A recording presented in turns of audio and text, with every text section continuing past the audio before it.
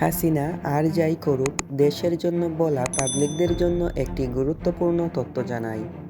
বাংলাদেশের বর্তমান ঋণ হচ্ছে ৯৯.৩ মিলিয়ন মার্কিন ডলার, আর গত বছরে পাচার হয়েছে ৯৪ মিলিয়ন মার্কিন ডলার। হিসাব করে দেখা গেছে, তিনি যে টাকা পাচার করেছেন সেই টাকা দিয়ে মাত্র ৬৯৭টা মেট্রো রেল এবং ৩৯৭টা স্যাটেলাইট আর ৩৬টা পদ্মা সেতু বানানো যেত।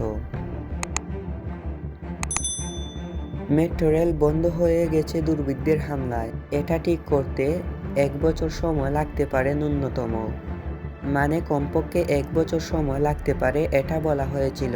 এটা ঠিক করতে বাজেট ধরা হয়েছিল ৩০০ কোটি টাকা।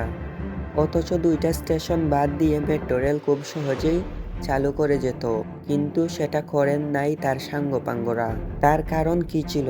কারণ একটাই ছিল, খেতে হবে, বিদেশে টাকা পাচার করতে হবে, বিলাসবহুল বাড়ি গাড়ি কিনতে হবে, আরাম আয়েশে দাসদাসী নিয়ে দিন কাটাতে হবে। এটার জন্য এত টাকা বরাদ্দ করা হয়েছিল।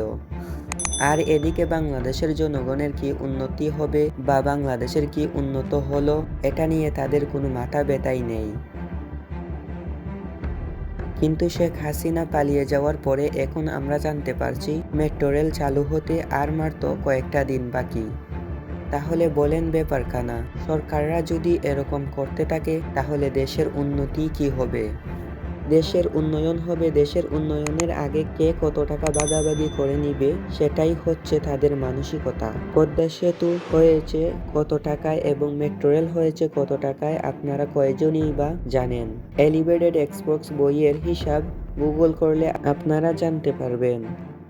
অথচ অন্য দেশের সেতুগুলোতে অর্ধেক খরচ হয় না। তাহলে বাকি টাকা কই যায়? এবং এক কথায় উত্তর, বাকি টাকা সবাই বিদেশে পাচার করছে, ব্যাংক ব্যালেন্স করছে, বাড়ি গাড়ি বিলাসবহুল জীবনযাপন করছে।